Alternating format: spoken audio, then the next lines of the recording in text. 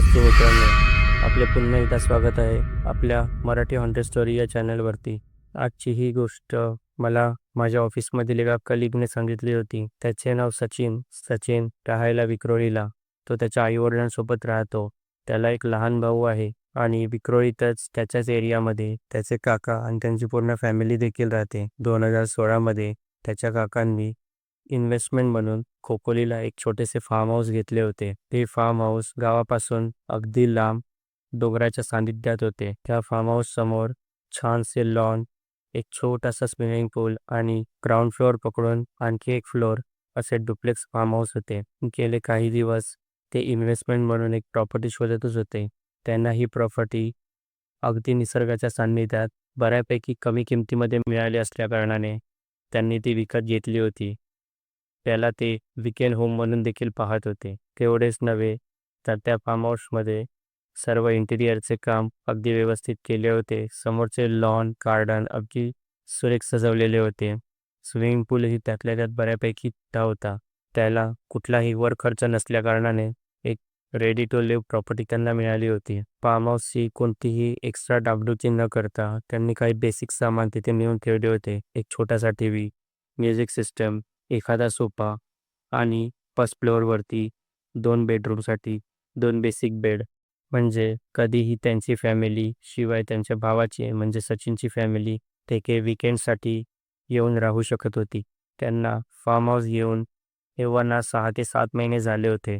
परंतु Sachin form house घेतल्यानंतर तेथे फक्त एकदाच गेला होता. त्यात काका आणि त्यांची फॅमिली असे ते एकत्रही फक्त 2 ते 3 वेळाच गेले होते. इतर वेळी त्याचे काकाच तिकडे जात असत. त्याच्या मित्रांसोबत, त्यांच्या ऑफिसमधल्या कलीगसोबत वीकेंडला पार्टी करण्यासाठी.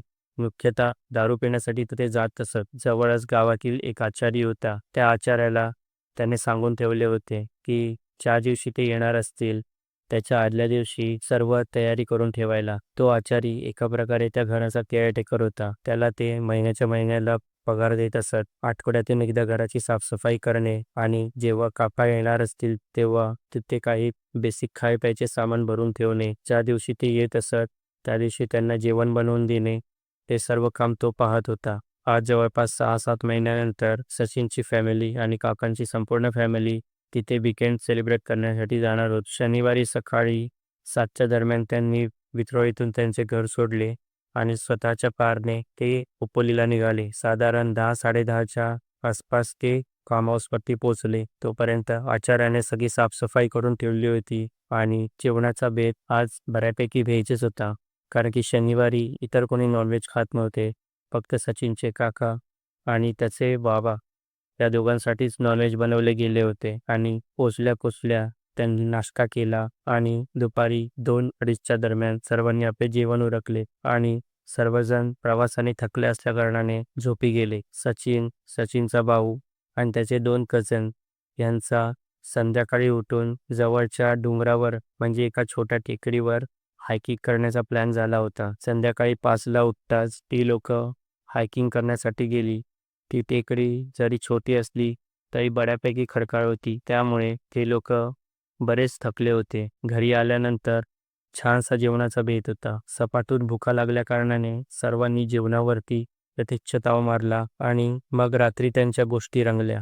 सचिनचे बाबा, त्याचे काका, सचिनची आई आणि काकी यांनी त्यांच्या लहानपणीच्या बऱ्याच गोष्टी, बरेच किस्से सांगितले. त्यांचे गाव देखील कोकणामध्ये असेच निसर्गाच्या सान्निध्यात आहे की ते केलेली वेगवेगळ्या मजा, वेगवेगळ्या गमती ती लोकं सांगत होते. सर्वांनी छान वेळ घालवला आणि रात्री 1 ते 1:30च्या दरम्यान सर्वजण झोपायला गेले. ग्राउंड फ्लोअरवरती फक्त हॉल आणि किचन होता आणि फर्स्ट फ्लोअरवरती 2 रूम होत्या, जिथे सर्वांची झोपण्याची सोय केली होती. सचिन आणि त्याचे कझिन आणि त्याचा सख्खा भाऊ हे सर्वजण एका रूममध्ये, तर काका-काकू आणि आई-बाबा एका रूममध्ये झोपणार होते. सर्वजण आपापल्या रूममध्ये गेले आणि काही वेळातच ते सर्वजण झोपी गेले. तेवढ्यात रात्री साधारण 2च्या दरम्यान सचिनच्या कझनने सचिनला उठवले. तो म्हणाला, "मी जरा खाली जाऊन येतो. मला तहान लागली आहे. शिवाय वॉशरूमला सुद्धा जायचे आहे. दरवाजा लावू नको. मी थोड्याच वेळात परत येईन." असे म्हणून सचिनचा कझन खाली उतरला. परंतु त्याला जाणवले की खाली उतरता उतरता त्याला अगदी गरम होत आहे. त्याच्या आजूबाजूचे तापमान अचानक वाढू लागले होते. तसे तर हे फार्म हाऊस निसर्गाच्या सान्निध्यांमध्ये होते. तिथे वर्षाच्या 12ही महिने हवामान थंड असे, बऱ्यापैकी गारवा जाणवत असे. परंतु अचानक गरम होऊ लागल्याने त्यालाही काही समजले नाही. परंतु तो बऱ्यापैकी झोपेत होता. त्यामुळे त्याचे ते एवढे लक्षातही आले नाही. शिवाय दिवसभर हायकिंग केल्याने खूप थकलो असू, असे त्याला वाटले. त्यामुळे बॉडी थोडीशी गरम असावी आणि म्हणूनच आपल्याला गरम होत आहे, असे त्याने विचार केला आणि तो खाली उतरू लागला. परंतु जसजसे तो एक-एक पायरी खाली उतरत होता, त्याच्या भोवतालचे तापमान आणखीन गरम होऊ लागले होते आणि तो अगदी शेवटच्या पायरीवरती पोहोचणार, तेवढ्यात त्याला अगदी आजूबाजूला कोणीतरी मोठा जाळ केला असावा, असे गरम होऊ लागले. अंगाला अगदी चटके बसू लागले. शेवटी सहन न झाल्याने तो तसाच परत वरती आला. तो सचिनला म्हणाला, "अरे सच्या, तुला माहिती आहे का, खाली किती गरम होत आहे? असे अचानक का गरम होत आहे? काही समजलेच नाही. मला खाली जायची आता हिंमतच नाही. अगदी अंगाला चटके बसत आहेत." सचिन म्हणाला, "अरे काही पण बोलू नको. झोपेत आहेस तू. तसं तर मी सुद्धा झोपेतच आहे. कुठलंतरी स्वप्न बघितलं असशील आणि स्वप्न बघतच खाली उतरला असशील. बरं असो, चल मला सुद्धा वॉशरूमला जायचीच आहे. मी सुद्धा येतो तुझ्यासोबत." असे म्हणून सचिन सुद्धा त्याच्यासोबत खाली उतरू लागला. परंतु सचिनला सुद्धा जसजसं खाली उतरतो, तसतसं अंगाला अगदी उष्णता जाणवू लागतात. जेवढे पायऱ्या ते खाली उतरत होते, तेवढी त्यांना उष्णता वाढू लागली होती आणि अगदी खालच्या पायरीवर पोचता-पोचता त्यांच्या अंगाला चटके बसू लागले होते.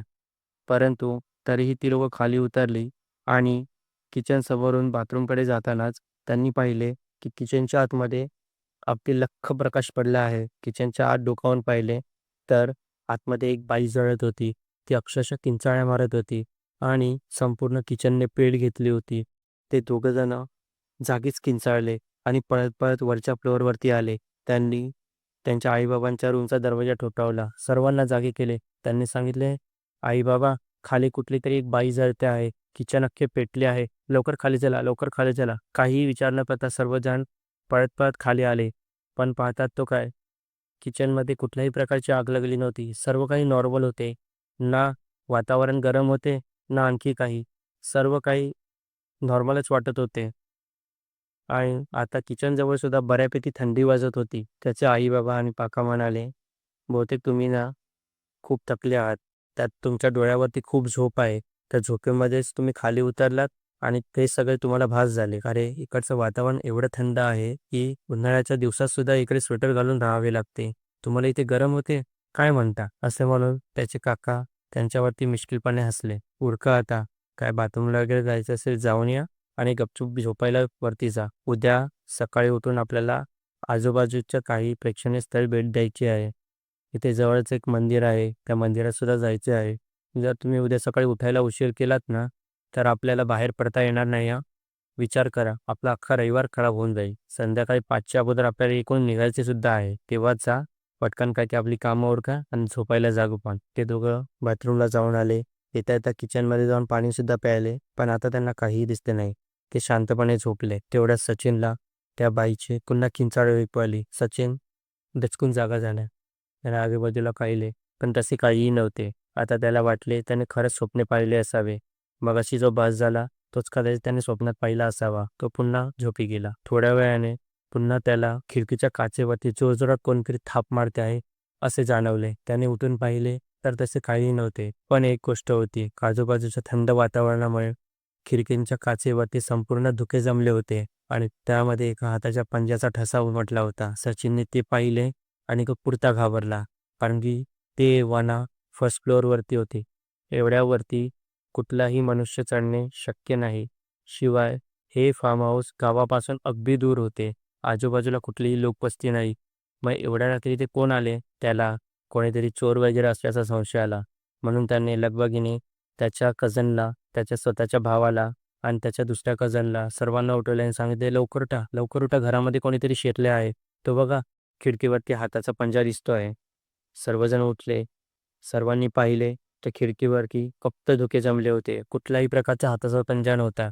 त्यावरती सचिनचा कझन म्हणाला, "सचिन, झोप ना रे बाबा.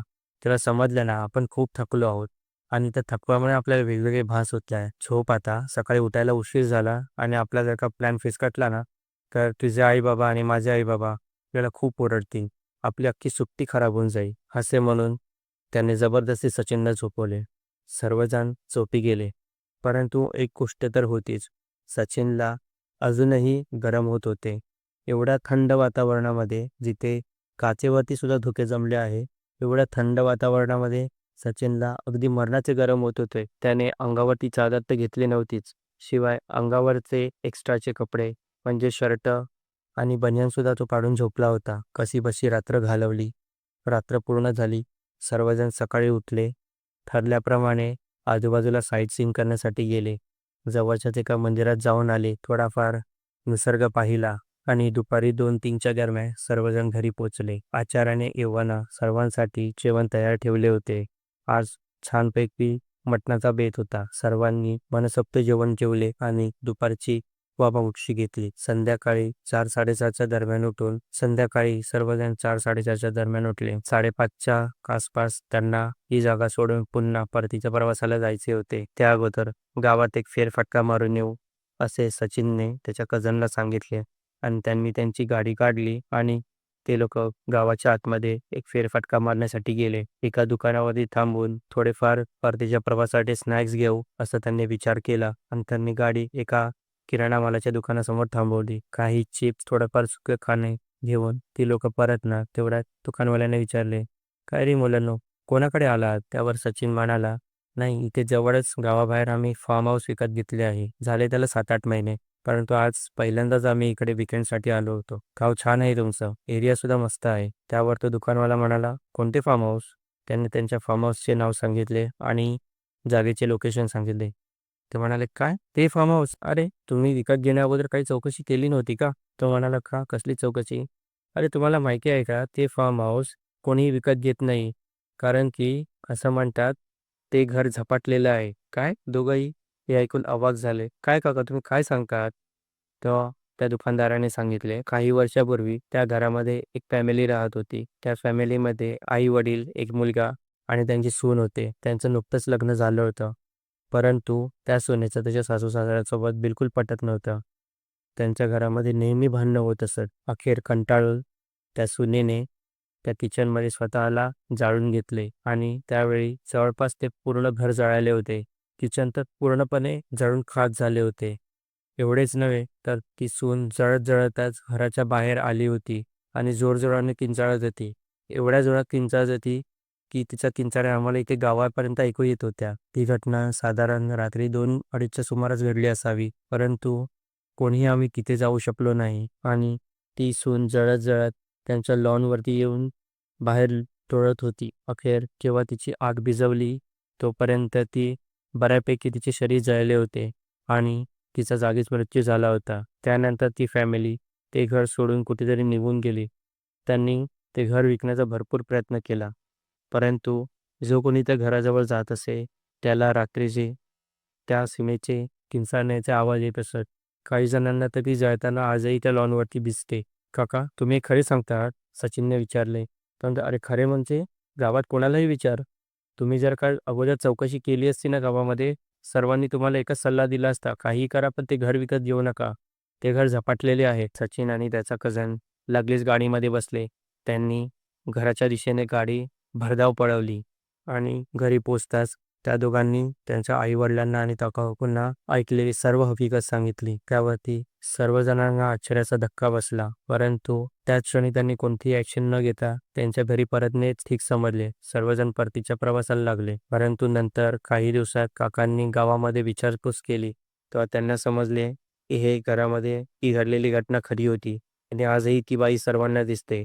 यावरून काकांना लक्षात आले की त्या रात्री सचिन आणि त्याचा कसन जे सांगत होते ते खोटे नव्हते. ते खरेच होते. एवढेच नाही तर काकांना एक गोष्ट आणखी जाणवली की जेव्हापासून त्यांनी हे घर घेतले आहे, तेव्हापासून जेव्हा केव्हा ते या घरामध्ये येतात, तेव्हा त्यांना बाहेरच्या वातावरणापेक्षा या घरातले वातावरण थोडे उबदारच जाणवते. उबदार नव्हे तर बऱ्यापैकी गरम या घरामध्ये होते. असे त्यांनाच नव्हते जाणवले. तर त्यांच्यासोबत जेव्हा केव्हा त्यांचे कलीग येत असत, ते कलीगही तीच गोष्ट सांगत की "अरे तुझ्या घरामध्ये जरा जास्तच गरम नाही का होत?" त्यानंतर पुन्हा काका कधीही तिथे गेले नाहीत आणि अखेर वर्षभराच्या आतच त्यांनी ते घर पुन्हा विकून टाकले. त्या रात्री नशीब बलवत्तर होते म्हणून सचिन आणि त्याच्या फॅमिलीला आणि त्याच्या काकाच्या फॅमिलीला काहीही झाले नाही.